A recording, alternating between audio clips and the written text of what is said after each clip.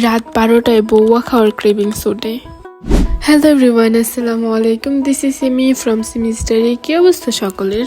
কালকে রাত্র 12টার দিকে হঠাৎ আমার বউয়া খেতে ইচ্ছা করে। ভাই, মানুষের নাকি বিরিয়ানি তারপরে অন্য কত কিছু খাওয়ার ক্রেভিংস হয়। ভাই, আমি সারাদিন বিরিয়ানি খাওয়ার পর রাত্রে আমার বউয়া খাইতে ইচ্ছা করছে। যাই হোক, বানাতে চলে আসলাম। ফার্স্টে কিছু পেঁয়াজ রসুন টেলে নিছি, ওইগুলা দিয়ে ভর্তা বানাবো। আর এইদিকে আমি তেলের মধ্যে পেঁয়াজ রসুন আদা তারপর লবণ তেজপাতা সবকিছু দিয়ে দিছি। এগুলাকে একটু ভেজে নিয়ে এর মধ্যে চাল আর ডাল দিয়ে ভালোভাবে কষিয়ে নিয়েছি। তারপরে এখানে আলু দিয়ে সবগুলোর সাথে ভালোভাবে মিক্সড করে নিয়েছি। একটু নেড়ে চেড়ে নিবা যাতে সবগুলো ভালোভাবে মিক্সড হয়।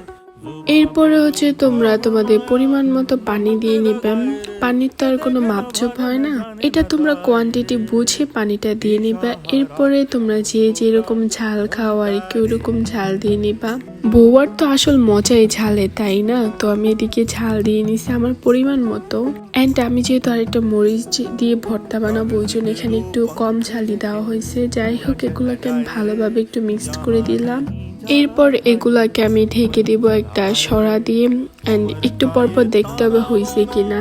আর এইদিকে আমার সব সরঞ্জাম নিয়ে আমি ভর্তা বানাইতে চলে আসছিলাম। অ্যান্ড ভর্তা বানানো তার ক্লিপ নিতে পারি না, বিকজ আমি এক হাতে ভিডিও করছি আর এক হাতে কিভাবে ভর্তা বানাবো।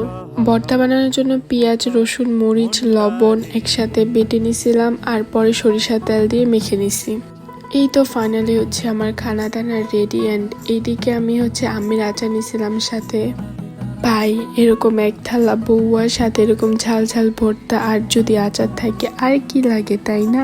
মুন্সিগঞ্জবাসীর ঐতিহ্য আমাদের এই বউয়া, তাই না? আল্লাহ হাফেজ।